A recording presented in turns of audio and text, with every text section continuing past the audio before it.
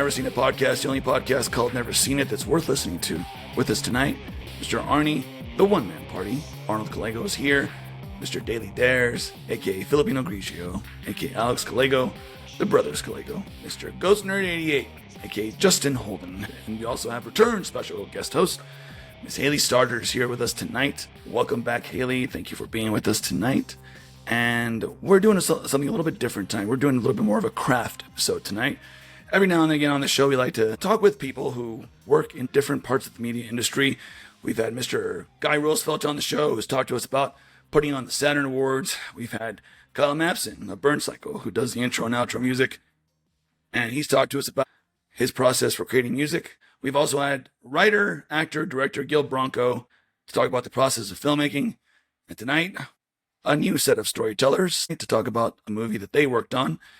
And on this show, we're joined by Emmy-nominated storyteller Crystal Harrell, award-winning filmmaker Kent Kay, and best boy in the production, Kurt Schawacker, to talk about their short film, Name Tag, a project that started as a deeply personal poem and evolved into a powerful cinematic exploration of identity, visibility, and the labels we carry through life. The film recently screened at the American Documentary and Animation Film Festival in Palm Springs, and tonight we're diving into the creative journey behind bringing it to life. We'll talk about translating poetry into visual storytelling, building a film with a small but passionate team, and what it's like creating independent cinema in the Coachella Valley. We'll also discuss the personal themes of identity, human connection, and the emotional core that gives Name Tag its haunting and heartfelt tone. And with that, I would like to play a short clip from the film that we will watch right now. I faced the world today, and nobody knew my name, but it makes no difference to me.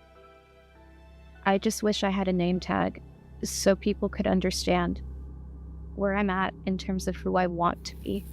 Hello, I'm misguided. Hi, I'm self-righteous. Hey there, they call me forgetful, but really, I just don't care to remember. That's a little taste of my favorite part from the short film that I watched. So Crystal, welcome back. You and Kurt have been on the show before. Welcome, Kent. Glad to have you guys back. But yeah, tell me, Crystal, I mean, I know you know where that scene is from, but what context can you provide for that particular moment? Well, I'm actually kind of glad you picked that clip. It really was a whirlwind of a shoot. Essentially we shot Name Tag in basically a day. And it was really, I am a novice when it comes to acting, especially in front of a camera. So as a writer who was literally speaking my poetry verses out loud, getting into the emotion of a scene and kind of getting into that same headspace of where I was when I originally wrote that stanza. So that scene in particular was shot, in a bathroom. Kent was setting up the mood lighting and Kurt helping as well. But it was literally me staring at a mirror, making myself cry. So those are real tears that you're seeing. Just trying to go back into that headspace of where I was at when I originally wrote those lines. And I think I was about to say the line, I've rehearsed apologies for things I never did. So really the core theme of Name Tag was kind of that exploration of identity, the names we give ourselves, the ones others give to us. And I could not have done it without these two here with me, and it really was a dream come true seeing my medium of poetry translated to such a visual narrative that people really gravitated towards, and it was received very warmly at AmDocs, and it was literally a dream come true seeing that come to life, and it wasn't possible without either Kurt and Kent's vision. Well, congratulations on that. It looks amazing. It sounds amazing. What was, you said this started as a poem first. What inspired the poem? I'm curious about that. Yeah, so I wrote poetry, originally as a way to cope. And as an art, I've been writing poetry since high school. And I wrote it during a very transitional part of my life. I had just gotten married. I had just started my very first big girl job.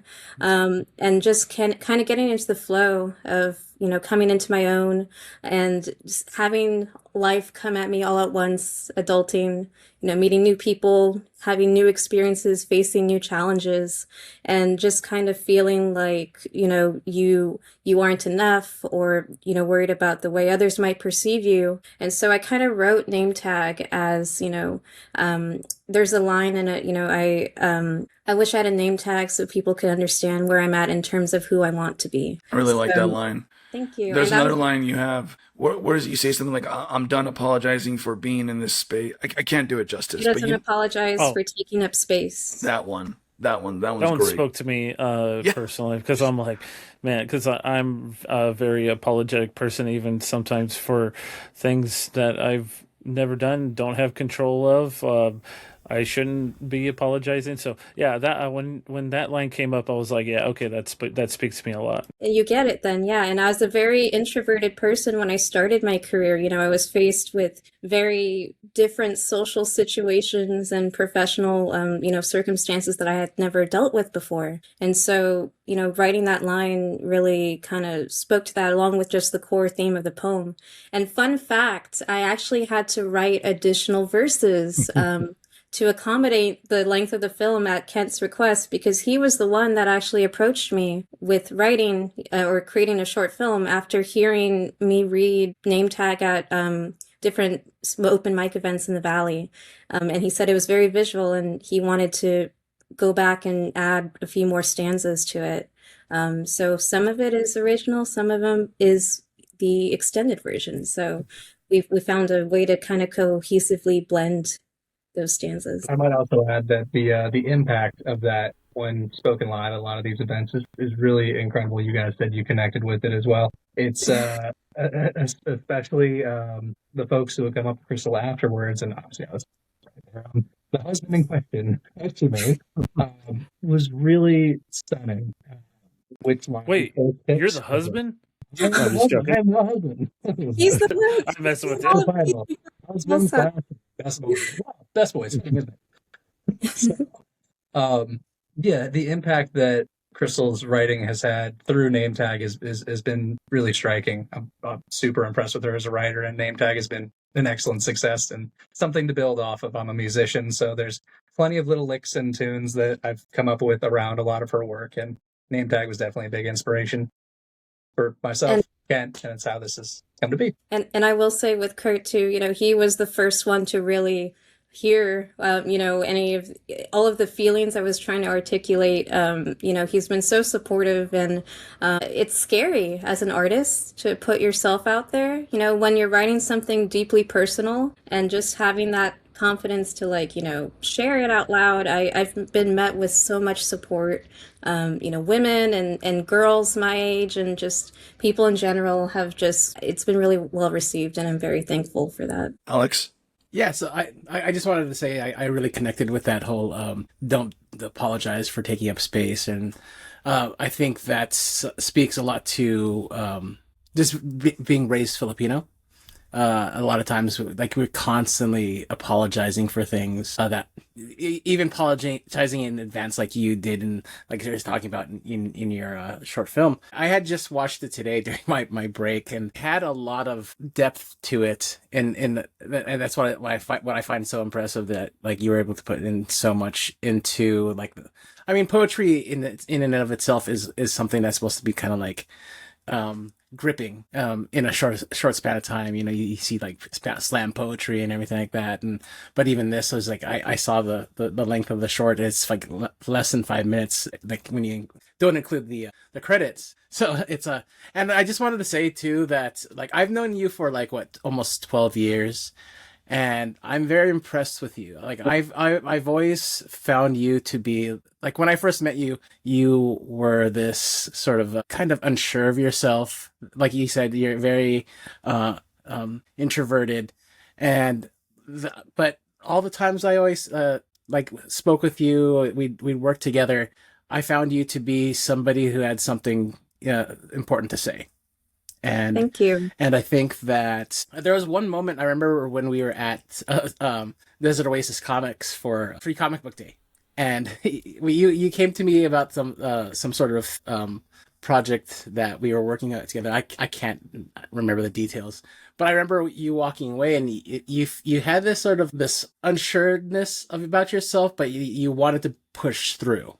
And that was like so endearing to me, that I saw somebody there that wanted to like do something big. And I'm very like proud to have watched you grow into where you are today. It's like it's kind of like my children, you know, seeing like you flourish in the way you have, you know, working into you know, the new local news stations and just pushing through, and like now doing this short film. I think, and I just want to give you your flowers. That's basically my so what I don't really have any questions at all. So thank you so much, Alex. Yeah, great people. They helped me bloom and flourish. So without Kent, without Kurt, without you guys, like you were all part of that journey, and I thank you. That's so sweet. Justin?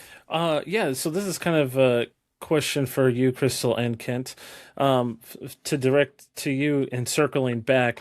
When it comes to, you know, the scene with you crying and all those big emotions that you put to screen, you talked about a headspace that you had to be in.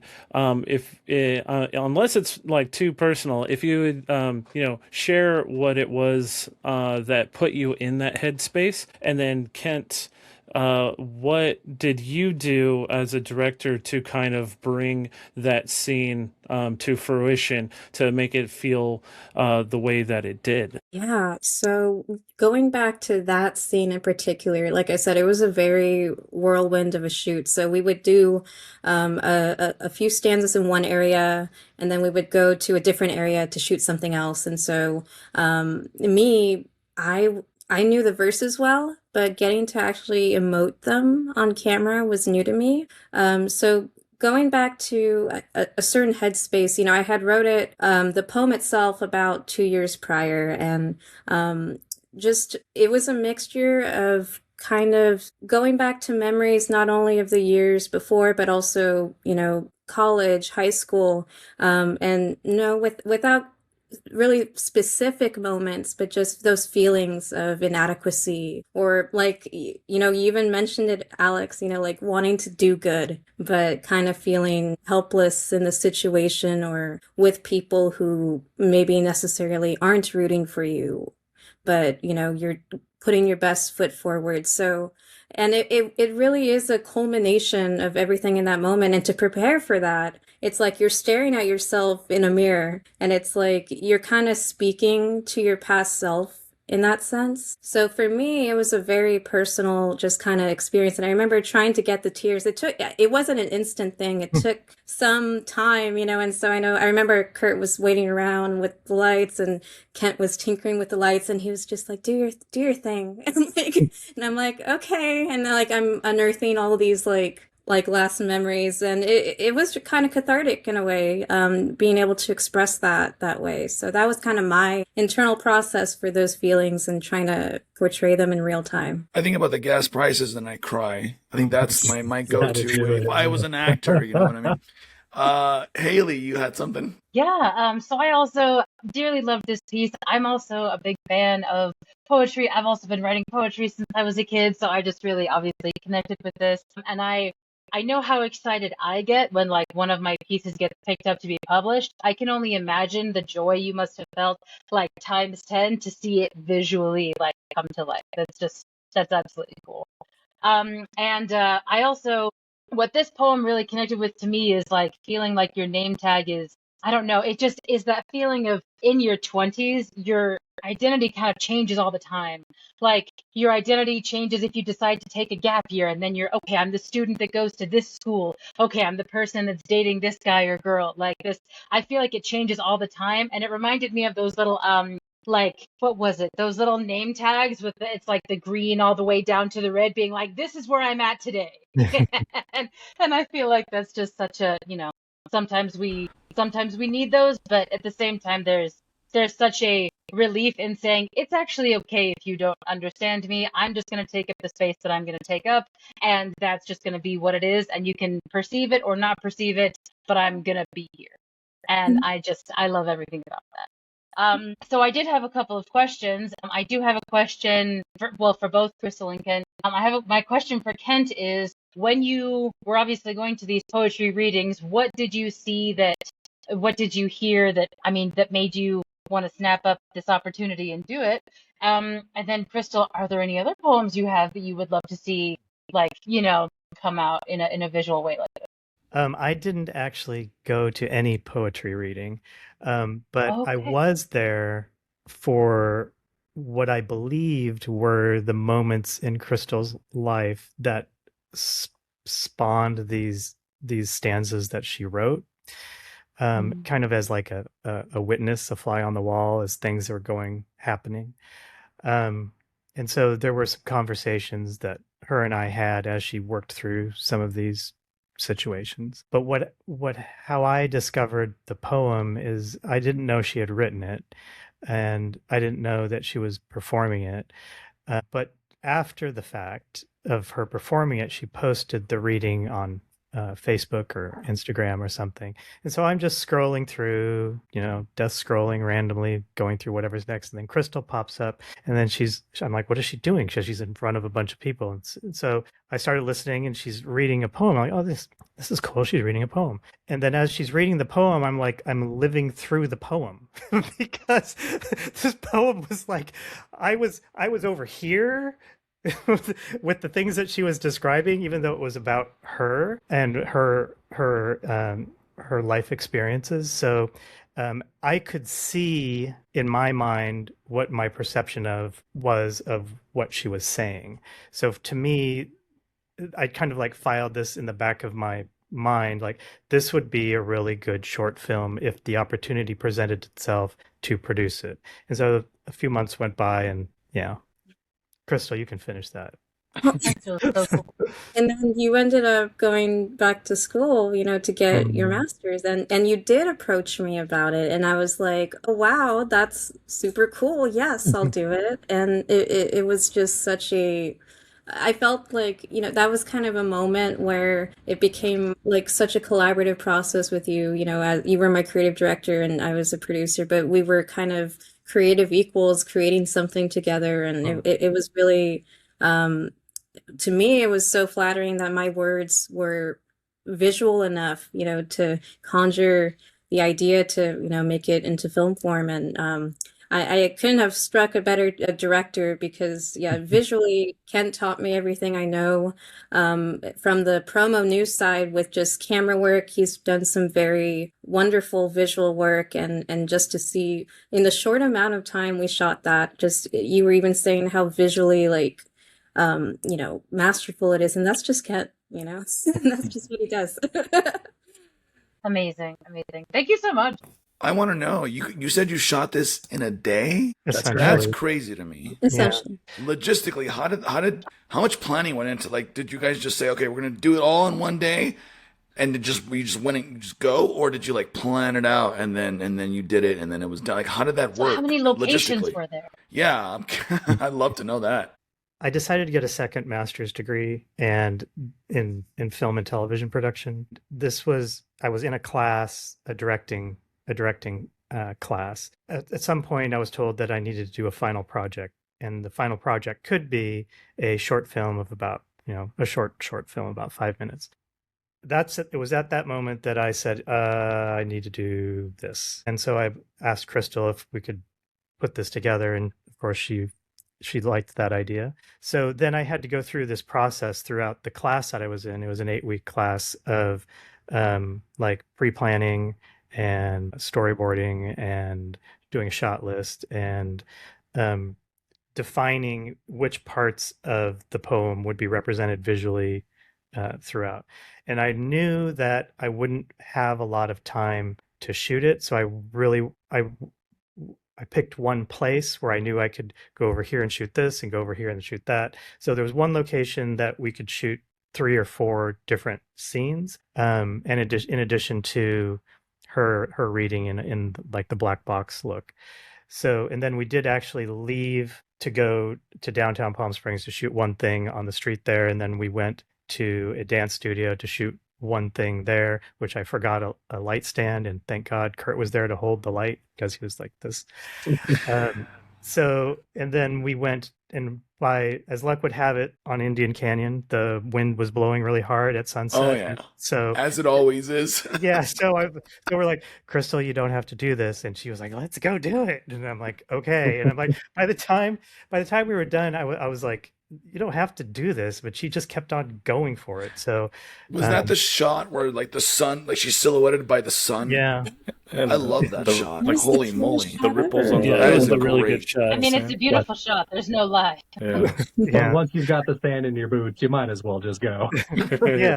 So the process when planning was I knew I only had her for one day to do this, and I knew I had to turn it in by a certain day, and I had to get it edited. So it was like kind of what Haley was talking about a little while ago, about you have only a certain amount of time to complete something, and then it's just this adrenaline of we're going to do this, and we're going to do it this way, and it's just going to work no matter what. We'll make it work. So yeah, I wish we'd had more time actually, be able to plan some more things out, but then it just expands into Yeah.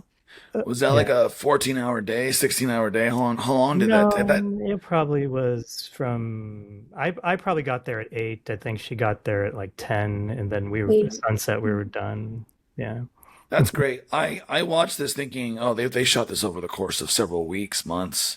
But you're telling me a day, like that's impressive. Lean Like, to me, well- all killer, no filler. Yeah. That's the new run and gun philosophy. If you get it done in a day, or it just doesn't mean anything anymore. There you go.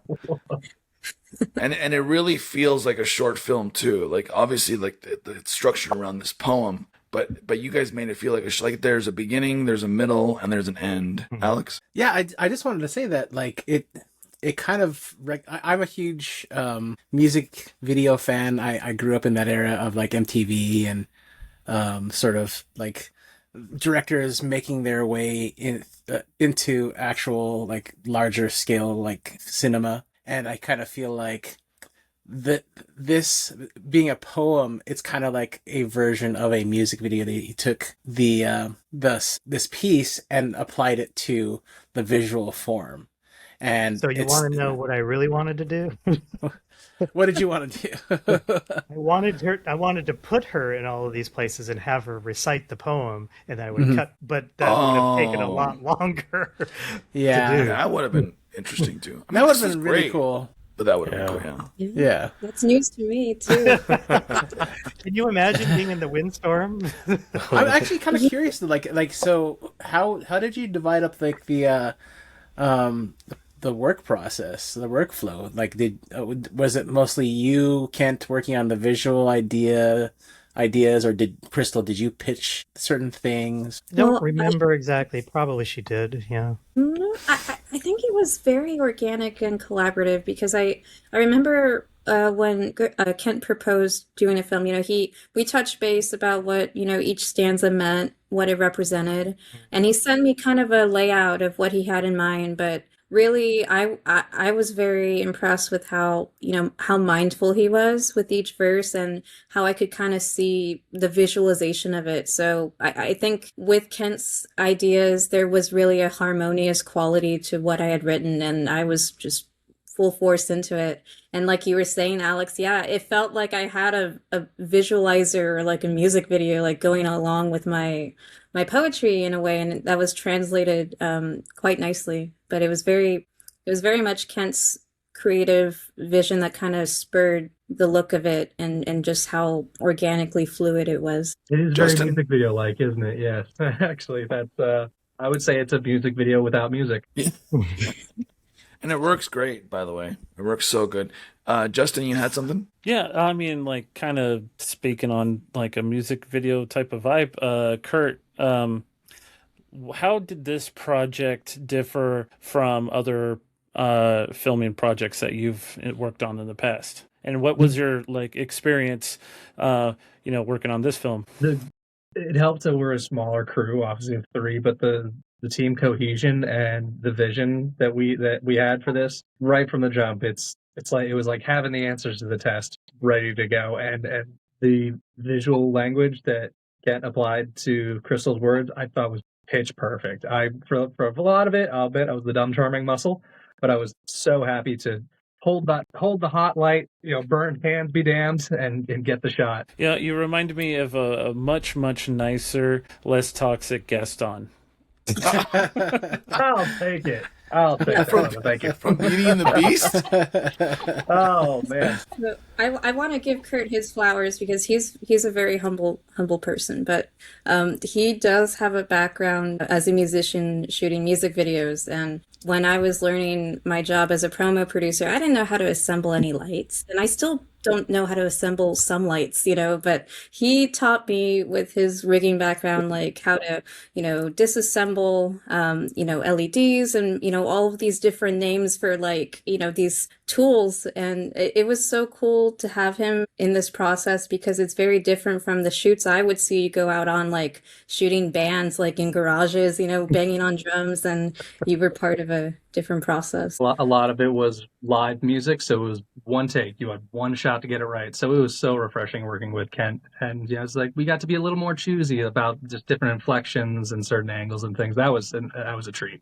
Normally I have one go at it, and if it sucks, it sucks. It's great. It's great.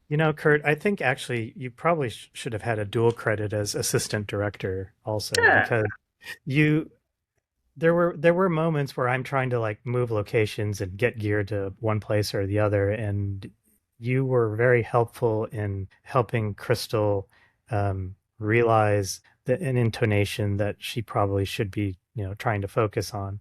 And I think if I were to do it again, I would probably credit you differently, but I really liked calling you the best boy, so that's why. It's fitting. We did do a few dry runs before we went into it. That's another thing with it only being one day. You have very little rehearsal time. So we did do a couple of dry runs where Crystal would act the whole thing out, and I'd be like, oh, that kind of works. Maybe try it a little like this. So there was a bit of prep before we met up with you and did the final shoot. Oh, okay. I didn't realize and that. Yeah. And that scene in the short film where those scenes where I'm kind of talking to myself, where there's like this imaginary version of me. So Kurt would act as a stand-in, and I love being part of a group with people I feel comfortable with, because like if I had just some random person saying mean things to me, like I'd be like, ah. But like being with people that I trust and like reassuring and kind of elevating my performance, because I'm not an actor. This was a very new experience for me. So just being vulnerable with people respectful of the words and the art. Kurt was a great help for those kinds of scenes as well. I like that you mentioned that, because you have to have a clear eye line, and you guys did a good job I had of doing a good squat, and I put on my best Mean Girls impression. Haley, you had something? Yeah, and any like three of you can answer this. I'm always curious of just like the high and the low, right? Of course, there's a million things in between that are all important as well. But if you had to pick like kind of the high of the shoot and the low of the shoot, maybe the low was like horrible wind or something, you know what I mean? But yeah, just your personal high and low of the experience. I would love to hear. I'll let Kent go first. The high and the low. The high for me was that it was actually getting done. I didn't really have a low point, but I was concerned. There were some moments that I was really concerned for Crystal's safety when we were out. No, really I was, because I was like, if something in your eyes, I'm not going to be able to ever recover from having been responsible for that. But I was also concerned for the camera. So, I wasn't really a low point, but I'm like, well, if it doesn't work after this, then this is what it was made for. But it has continued to go on and roll since then. But I was concerned for Crystal's safety, and the fact that she was just so gung ho about it, I was worried that she might go a little too far. But yeah, you have a shot where Crystal's walking across like what looks like a sand dune, and the sun is glaring. I'm looking at it right now. Mm-hmm. That's beautiful. That looks like something out of Dune or something. Like, where did you guys film that? Where was that? Was that the one you said on Indian Canyon? Yeah, because the train station that was actually the train station is actually buried in sand. So if I had turned the camera around, half of the train station would be underwater, but not water, but sand. Yeah, that area is like the road is closed on like half the time because it gets so windy over there. The danger. Why don't they build a bridge? Give me like lobby to get the city of Palm Springs to build a flipping bridge in that Such area? an Come enormous on. project. It's not even, wouldn't be that big of a bridge. Isn't that It's like Amtrak? half a mile long. Because they that's an Amtrak station, right? Yeah, but no Formerly, train yeah. is staying there. No, you know what's funny I is see. our cousin Donald, who's usually on the show, he was going to be on it. He actually told me that he was going to ride to that station once, but he only goes there like once a week or something like that. I see tree trunks in the foreground and the background. I didn't realize there was trees in that area, but that looks really cool. It looks like a forest buried in the desert. Like, that's such a cool shot. Like, did you guys storyboard this at all, or were you guys kind of just on the day, kind of like, let's find a good spot to frame the shot? Or how did... Most of it was storyboarded, but that particular moment was more of, hey, where can we do this? And I was hoping that it would be windy, and it was, so it kind of just worked out that way because it's And always that was actually for me the high point of the shoot. Like, I know that safety was a factor, but I was gung ho because I just saw how like cool it looked. Like the wind was a paid actor. Like people in the film festival were asking like, is that computer generated? Is that AI? Like, no. And with your Dune reference, Kurt and I, because we were sharing the same car and we followed Kent. We were kind of caravanning around where he wanted us to go, and Kent went out first to scout it. And that Dune reference, like you were saying, hit so real. We were just like commenting, like, "Oh, he's like in the sands," and like There he is, Lisa Nalgaeve, as he comes back over the beach. And he didn't show up for a while, and we were like, "Should we go after him? Is he okay?" Worm got him. But yeah, that was my favorite high of the shoot because it was sunset. Kent planned it perfectly with the timing, the visuals. I really had no low point of the shoot, but just the whole process was very humbling. And but that, I would say that last shot we did, like with the stand and everything, I was happy. I was thriving. That's a beautiful shot. Justin. Yeah. Speaking of filming in the sand, I remember when me and Alex got like a crew together to shoot some promos for Palm Springs Comic-Con in particular, and we just went out to the desert over by the Arco off of was it Date Palm? Date Palm, yeah. And I there's know like exactly which arc you're there's this like patch of sand out there. We're Yeah. like, yeah, okay, we're gonna, because we wanted to film like a kaiju Godzilla type of thing. Oh, and, yeah. Yeah, that was like the only time. Like there was like only a couple of points in time where we're like, okay, we want to film out in the desert, and we want people running around and stuff. And we went out to the desert, and my buddy had this like really nice Red Dragon camera, and and the wind was blowing so much that it started getting into his equipment, and he was getting so mad. I just remember him being so mad that he wasn't mad about anything else. He was just mad that his camera was just getting infested with sand everywhere. And then we ended up like later on moving to like a canyon area, which is where we filmed like the rest of the. It was that the it was behind the bump and grind, right? The bump and grind. Bump and grind, yeah. Oh, the bump and the one by the behind the Vons? the Albertsons. Oh, Vons, that's what it is. It was the Vons. That's not the bump and Yeah, grind. the Vons I don't know. over there. Yeah, and I remember For those like of you listening, the Coachella Valley is surrounded by desert and all, like there's in patches. So you'll have like a target, and then right behind it there's a hill that people go and hike on. Yeah, and then on the other side there's a golf course and a nursery. For some on one reason. side there's Didn't we end up using like the camera phones dispensary, too? right? We were Dispensary. using our and then Glory to God we Ministries. ended up using the camera phone because my friend Augustine took his equipment back to go clean. Yeah. You're like, so bro, we're like, do you need weather seal? we need to do something. So, I mean, I can relate to like the sand not being the greatest thing. Like the scene looks amazing. It really does. The coloring, the editing, and everything looks amazing. But I know how it feels to have sand blowing around electronic equipment, and it's an awful. everywhere. Yeah, that's why I hate sand. Star Wars. Breath there, no. It's everywhere. Of course, in Europe. It's everywhere. Haley, you had something?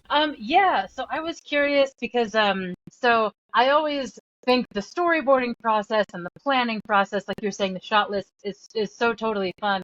But I feel like when I worked on the short film that I did, there were some things that I had planned that the moment we actually shot it, or like you took it back and you were looking at it, you were like, what was I thinking? That looks what? Never mind. Immediately, never mind. Like for example, we had some I had planned this shot of like sort of like a spooky ghosty hand like grabbing a pill bottle to sort of be like, maybe someone's addiction is coming back to get them. But I was like, yeah, we could, that's probably easy enough to remember we're all just, seniors in bachelor degree doing this together, and the person who's like doing special effects is not like an industry professional, right? And so I was like, no, we can totally figure this out. And it ended up literally just being like a hand with like a black like medical glove, like looking kind of wrinkly, just like ominously shaking this medical bottle like sort of in a girl's face. And as soon as I saw it, I was like, nope, never mind. I take it back. We're cutting that. We're doing something else. So I was curious if you had that experience on the shoot, if maybe something you had planned, you like in the moment you were like, never mind, we're going to switch it up right now. That's not going to work. I don't remember one. But I mean, I've had that experience before, but in this particular situation, I used everything we shot. That's awesome. I'm so glad. That's fantastic. Hey, you won the lottery. That's amazing. Justin? Yeah, Kent, quick question for you. So after collaborating and working with Crystal, do you see yourselves working again together on like a bigger project? Or where do you see yourself when it comes to filmmaking in the future? Are you planning on doing any more like indie films, or do you have something kind of in mind, some goals, aspirations that you're working towards? You want me to answer that? Is that what you're asking? Okay. Yes, Crystal and I recently finished a different project. So we shot this a year ago. What we're talking about here, name tag, was shot a year ago. I'm in the process of finishing post-production on a thesis project for my MFA, and I volunteered Crystal to be the script supervisor and producer for that project. So yes, we've worked together again, and I could say with very confident words that any project that I ever work on, Crystal will be involved in some way or another. I will never stop dragging her into things. And I feel like I do that fairly often. I wouldn't have been able to. I'm almost done with my MFA. Like I just have to finish post production. But throughout that whole process, over the last year or so, I was doing a 2-year program in 1 year because I didn't want to take 2 years to do it. Both Kurt and Crystal were instrumental in me being able to complete all the coursework I needed to do, because I constantly was needing somebody to stand in for something, or somebody to model something, or somebody to act in something. So I've been constantly roping them into different things. As far as in the future after I graduate, I'm just thinking about like a 90-minute independent psychological type of thriller thing that I want to do at a farm here somewhere in the valley, but I don't have anything on paper yet other than a paragraph, and that's not enough. Well, I'm glad you bring that up, because I wanted to ask you guys next. The Coachella Valley is such a visually interesting location, and I think you guys did a great job of showing us little snippets of that. How do you think the desert plays a role in not just in this film, but just in general? Like, what do you see when you think about the Coachella Valley as a character? Well, there's lots of different places you can go for different types of scenes. Anything from like post-apocalyptic, if you're out in desert shores, to living in the lap of luxury over by the JW Marriott or in Rancho Mirage, or hiking in the mountains, or being on a golf course. There's lots of different places that can be really represented in a film and make it look like it's shot all over the place. And that's one of the benefits that we have here. Like I was recently in England, and everything is just a forest or a city, and that's really the only chances that you have to like make it up or go somewhere else. And we have here in the Coachella Valley, we're very blessed as far as locations at any rate. Yeah, now there's even some beaches here. Yeah, that's true. That's true. I was gonna How ask, much Some water? better than others. I for one think that Coachella Valley really needs a Perry Mason style neo noir film. Ooh, Personally, that would really hit. You know, the problem is that nobody wants to film in the big like Palm Springs. A movie called Palm Springs. It was shot in Palmdale. It wasn't even shot in the Coachella. Like, it was come like on, man. Arizona or something. Yeah. Yeah. The only other thing I could think of was like some mediocre TV show from like 20 years ago that was shot in Palm Springs that lasted like all of 3 episodes. There's so much character and texture to the valley. Your Like, someone your needs short to- film literally has more Palm Springs than the big budget Palm Springs movie. Yeah. You know, it is pretty popular for reality TV. We did have a season of The Bachelor out here. I work in a hotel, so one of them hosted The Bachelor, Bachelorette. Right. And 2 seasons, actually. They came back the year after. So we do get some Right. reality TV in the desert, but it's not the same as a good That's narrative true. story. Yeah. Yeah. I hear what you're saying though, Kurt. I want to see a Chinatown set in Palm Springs. You know what I mean? It's like a Chinatown kind of story. Like, Yeah. forget it, Jake. It's I- La Quinta. Like, you know, like that would be La Quinta. It'd be like downtown Chasing Coachella. down Or something. Dillon Road with Yeah. somebody hanging out of the car trying to save the person. Let's go to Yellow Mart in Old Town Indio. You know what I mean? Like, I let's would do. have loved to have seen David Lynch film a movie. That would've been in, great. DHS. In DHS. Yes. No, Oh, yeah. seriously. There's like, After him there's doing a lot of like. Go ahead, Arnold. You were saying? after him doing Inland Empire, then he can do Riverside Right. County. Or Where's the Yeah, David Lynch movie would be great. DHS is actually a weirdly interesting city. It's kind of like the Compton of the desert, but it's also got like a lot of culture there at the same time. I don't know. Does that make sense? Like there's also like suburbia and like there's like all the literal hot springs that exist. And dollar stores. And lots of dollar stores. Lots of good burritos too. By the way, yeah. if you ever. Some of the best If pizza you're- in Southern California. Yeah. Yeah. But I want to know, like, what's next for Name Tag? I mean, are there more? Are you guys doing more of a festival run? Like, what's next? Tell us about that. Like, surely you're gonna keep going with this, right? Or what's the deal there?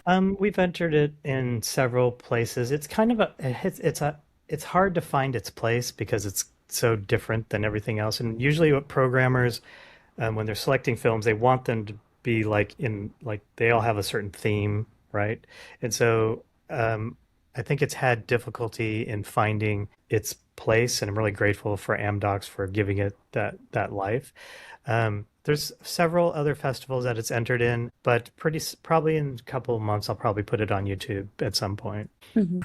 Well, it's And on I'm just- YouTube, but I'll probably make it public. Yeah, and I wanted to ask you, Amdocs. I've never heard of the American Documentary Animation Film Festival Palms. Is that a new No, thing? it's an international festival. It's Oscar qualifying, and IMDb qualifying. It's a serious production from movies. Typically, they bring it, like the Palm Springs International Film Festival and this film festival, Amdocs. They bring in films from all around the world. It's an international event. Yeah, we had people we were talking to from Ukraine. They're making like a war documentary and just all kinds of different, stories from around the globe. Okay, and so does that mean there's a chance that we'll see your film in the Palm Springs Film Festival at some point, possibly? Or what do we think? I don't think so. Probably no, okay. not. No, I don't think so. Yeah, because I've never heard of the Amdocs, but that sounds great. And is that held in the Coachella Valley, like at some point? Like, okay, It's at the Palm Springs Cultural Center, nice. which is right next to the Palm Springs campus that's being built for College of the Desert. and right across from my alma mater, Palm Springs High School. Oh yeah. I passed by it. Does PS High still host some of the film festival screenings? Yeah. Okay. And then what was the other one? The Castle Theater. What was that called? Camelot. That's the Well, no. cultural center. That's the That is now that's- the cultural center. Mhm. Yeah, it used to be Camelot Theaters. Yeah. Gotcha. Yep. I watched Pride and Prejudice there one year for the film festival, and then one year I met Donald Glover at the theater on the main theater just off the Strip. I forget the name of that theater. Oh, The guy in the motorcycle will tell you. You can hear that guy. it- That guy's going to the film festival right now because he's very cultured. No, but anyways, guys, yeah, that was a great. Anything else you guys want to share? You want to talk about when it comes to name tag, Crystal? I am very thankful that I got to live this life. I wrote something that was very personal on paper, and to have it such, so much support and great reception of it, people that I've just met coming up and saying, "Oh, it really touched me," or, this, what you say, I feel the exact same way, or they could resonate with it some way. That was really an experience that I'll never forget. And like I said, I feel the same way.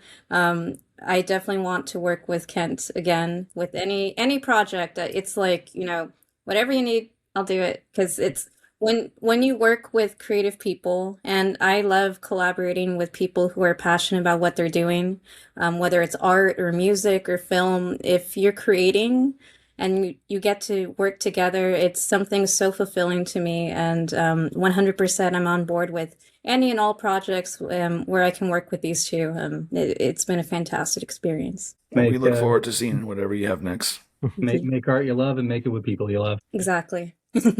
That's a great. I love that. Kent, do you have anything else you wanted to add about this film or just filmmaking in general? I would say that so I used to work at KESQ with Crystal, and I left that job to work on finishing, some school that I wanted to finish and focus on that. But in that process, I started teaching at College of the Desert. I'm an instructor there, teaching film and digital design and video post-production and whatnot.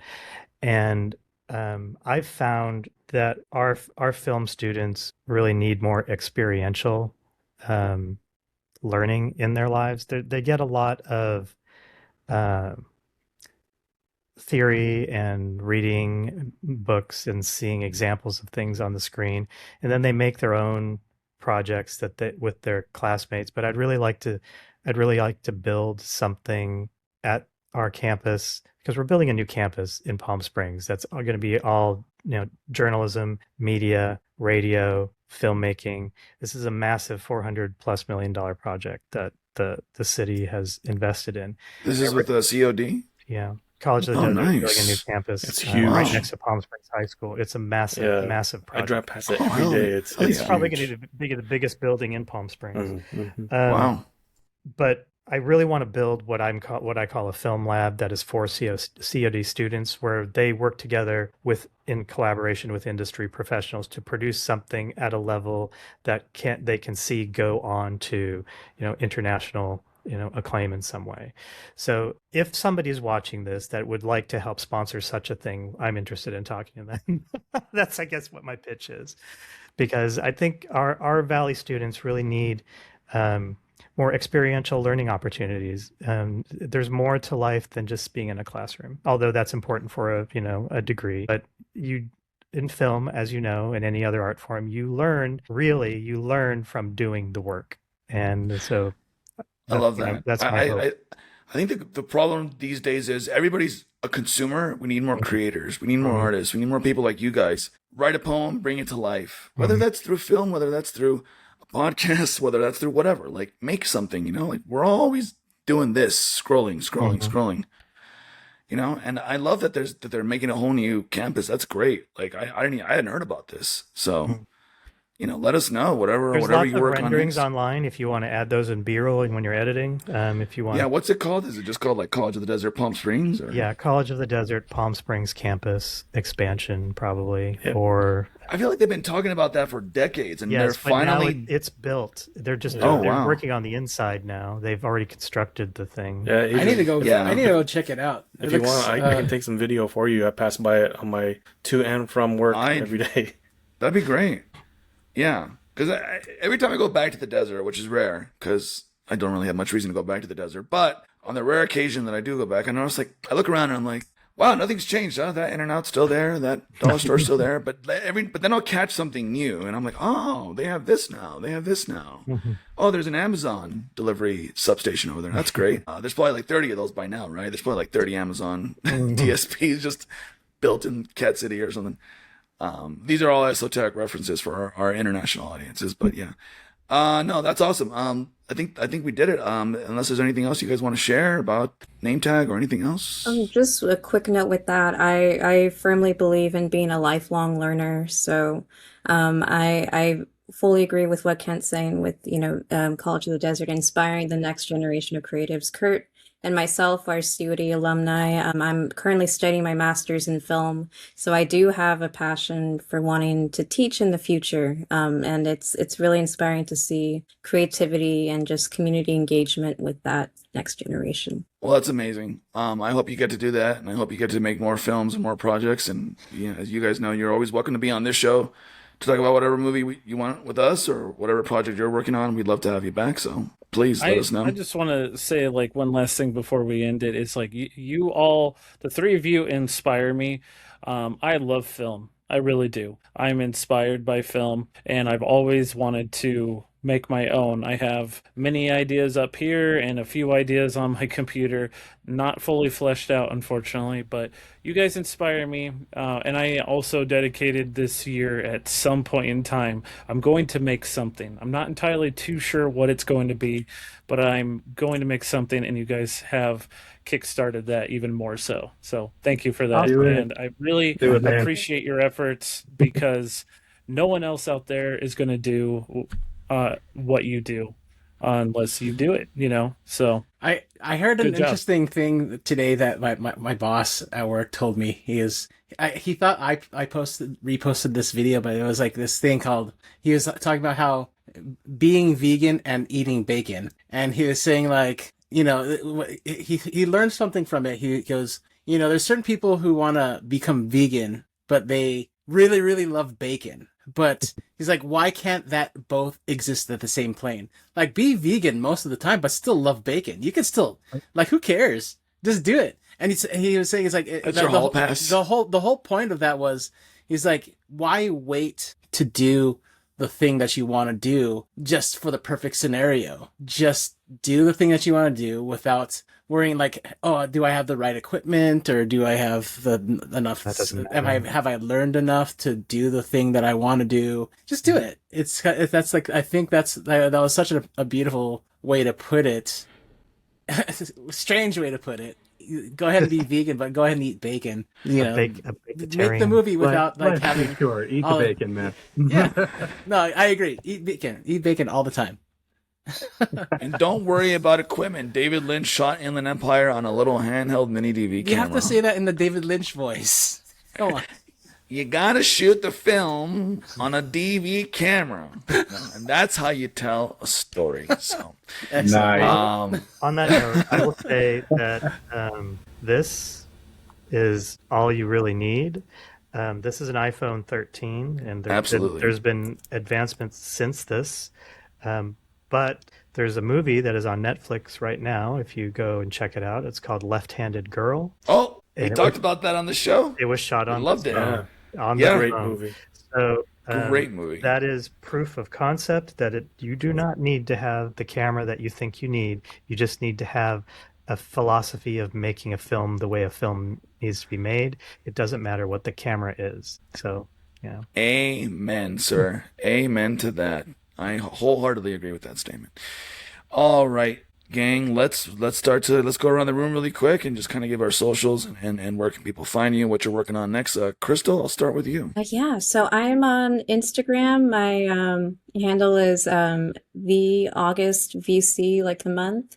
I am also on LinkedIn and Facebook, ye old Facebook, as I like to call it. And I'm currently, I work full-time as a senior promotions producer, but I am very much in the freelance writing sphere and just continuously dipping my toes into independent filmmaking. So getting my master's and all about it. Nice, thank you. Kurt, where can people find you? Oh, social media is a scary place, but you can find me on Instagram at Shawshots, SCHAW_shots. I used to do a lot of photography. Nowadays, it's mostly clips from the metal shows that I play with my band, and I am an event production rigging manager for Encore. Can't speak too much about that, but if you're going to the Palm Springs Film Festival Gala, that's my work and my team's. So. Nice. Kent, I know you have a YouTube channel, but where else can people find you? Instagram is Kent K Creative, KKC, not K with a creative with a K. So Kent K Creative on Twitter and Instagram, and Kent K on ye old Facebook. I teach, so enroll in one of my classes so they don't get canceled. That'd be awesome. I'll be there. Nice. Haley, where can people find you? Mostly on TikTok. I don't post a whole lot, but it's HJStoddard09. And I would love to do another short film soon, but my current project is I'm working on a debut young adult fantasy novel, and I have the first draft done, and now I'm just working on some structuring things. So that's the project that I'm working hard on this year. Nice. Let us know when that's done. Arnold, you're next, my friend. Yeah, you can find me Arnie Kalego everywhere, Instagram, TikTok. I'm on all the socials. Arnold Kalego, like even on LinkedIn. You can find me there. I haven't posted a while on there, but yeah, you'll find me doing my thing, cooking. Mostly been doing a lot of private chef stuff on the side. I'm also in the world of philanthropy. You guys had mentioned about raising money, hopefully for the program at COD. There's a lot of philanthropists out here, and those especially in that world. So I feel confident that that you guys that the money will be raised for that, and I hope that it will prosper and grow even more. And so thank you guys for being on the show. Appreciate you guys, and this was fun. This was really cool. And if you ever want to move Kurt up to a co-producer and you need somebody else to hold the light, you can feel free to reach out to me. I'm your guy. I'm not very tall, so I don't know. Maybe I'll wear some high heels or something to give me a little edge. I'll give you a box. You can stand on box. If I had to just guess, Kurt's low of the shoe was probably holding up that hot light with his hands. Just guessing. That was probably your low. Arnold's gonna also make an angel donation of $1 million. So we'll talk after the show about that. Justin, where can people find you? Hey, you can find me Ghost Nerd 88 for my art page. For my personal page, it's going to be Shibs the Zombie. I'm doing things most of the time. Art stuff mostly on my Ghost Nerd side of things, but hopefully, some more things in the future. Yeah. Nice. Well, keep us posted on that. Alex, where can people find you? Everybody, you can find me at Daily Dares on all the socials. I have been recently picking up a lot more activity again. I don't know how this works, but like I'm on Depop, or people are finding me, and I'm selling a lot of stuff again. I've been shipping out. So I need to add more stuff. I have a lot more clothes that I want to sell, and you could. I be chefing as well, but I don't want to tell you where I'm at. I don't want anybody walking to the back of the shop, but I have been very, very busy there, putting my head down, putting the work in, and I am moving up in the ranks. So Nice. Well, thank you for that. You can find me, Boots Too Big, on Letterboxd. You can find the show everywhere else. Never Seen a Podcast, neverseenapodcast.com. We're on Instagram, TikTok, Threads, Blue Sky, Facebook, X. Visit our website, neverseenapodcast.com. Email us, podcast.neverseenit@gmail.com. We'd love to hear from you. Subscribe to us on Spotify, Apple, YouTube, wherever you get your podcasts from. If you like the show, leave us a comment, leave us a review. We'll read that on the air. Big thanks to Mr. Kyle Maps and Burn Cycle for the intro and outro music. You can follow Kyle on Instagram at selfies_food_and_pets. You can thanks to HLP for the Arnold Thuzameter music, which we didn't use tonight, but he was in the chat, so special shout out to him. And thanks for listening. Any final thoughts from the game? Crystal, you should share your favorite quote from the film. Ooh, I like that. My favorite verse. I'll end it on an uplifting note. I think my favorite verse is I don't